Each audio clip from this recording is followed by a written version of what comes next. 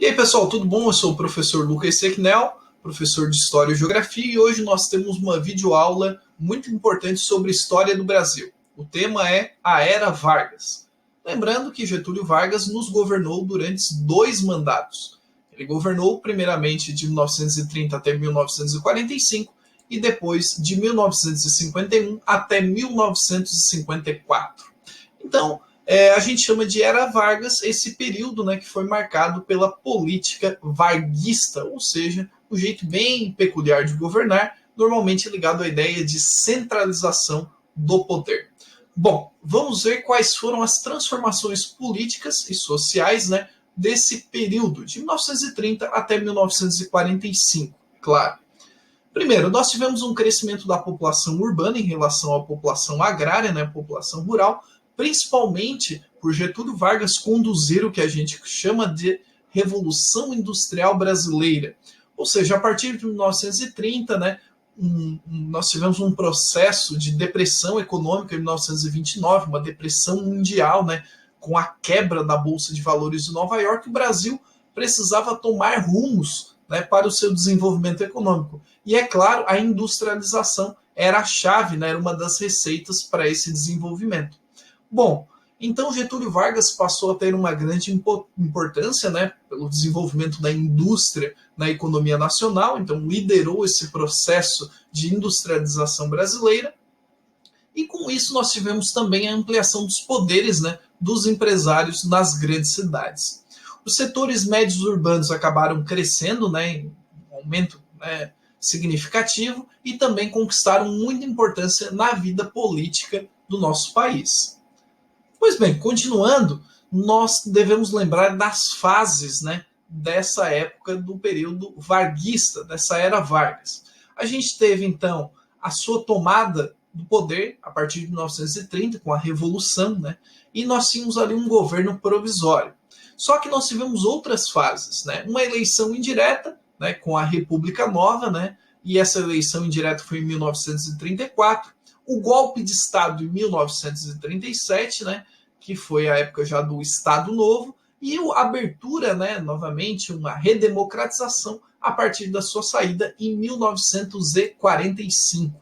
Bom, Getúlio Vargas também ficou marcado pelo fortalecimento da indústria de base. Uma das grandes empresas fundadas por ele no Brasil foi a Companhia Siderúrgica Nacional, a CSN, que hoje é uma empresa de capital aberto, claro, mas foi uma das grandes, né, líderes do processo de siderúrgicas, né, de siderurgia aqui no nosso país. Algo elementar, né, para o desenvolvimento da indústria de base. Bom, mas um dos seus destaques, né, fica por conta das questões trabalhistas, a consolidação das leis trabalhistas. Getúlio Vargas, então, estabeleceu com base, né, em convenções, em documentos internacionais, ele não inventou nada disso, mas participou ativamente da arquitetura disso, né? Salário mínimo, férias remuneradas, jornada de trabalho de pelo menos 8 horas diárias. Então, até então, a vida do trabalhador urbano, trabalhador industrial, era muito confusa. Não existia uma jornada definida, tampouco um salário mínimo definido e muito menos férias remuneradas.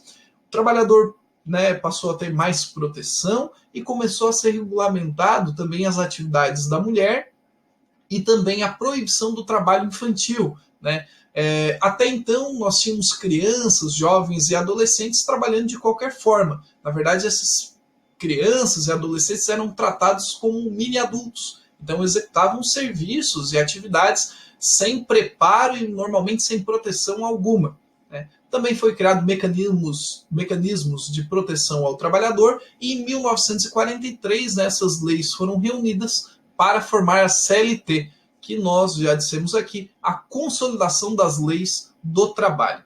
Então, Vargas ele se apresentava também como grande protetor, né, grande protetor dos trabalhadores, o pai dos pobres, e para reforçar sempre os seus discursos, ele começava dizendo trabalhadores do Brasil.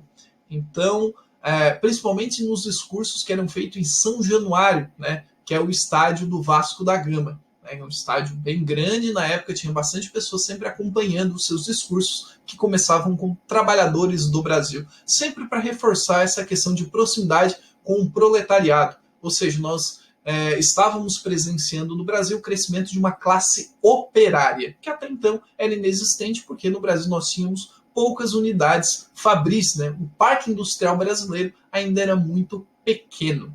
Bom, Vargas pregava a ideia de conciliação entre trabalhadores e também empresários, e ele sempre se colocava como um juiz, né, mediando esses conflitos e, novamente, né, sempre sendo ali o pai dos pobres, sempre conseguia evitar protestos e também conseguia evitar conflitos. Sempre foi um grande mediador. Como a gente já falou, Vargas tinha uma política centralizadora e chegou a voltar ao poder em 1951. 51 a 54, ele sofreu forte oposição, principalmente do Congresso Nacional e, posteriormente, também dos governadores estaduais. Aquela ideia de governo centralizador, né, aquele governo que ele colocou em prática de 30 a 45, já não poderia existir mais. E o fim da era Vargas se deu através do seu suicídio. Né? Ele sofria muita pressão, principalmente de alguns opositores bem famosos, né, como Carlos Lacerda, e no final das contas, tudo isso culminou num suicídio. Então, Getúlio Vargas deixa o poder em 1954 e ele deixa o poder após cometer suicídio. Pois bem, gente, fico muito grato pelo seu like, compartilha esse conteúdo com algum colega que está estudando esse tema. Muito obrigado pela atenção e até a próxima videoaula aqui no canal Lucas Sequinel. Valeu, um grande abraço.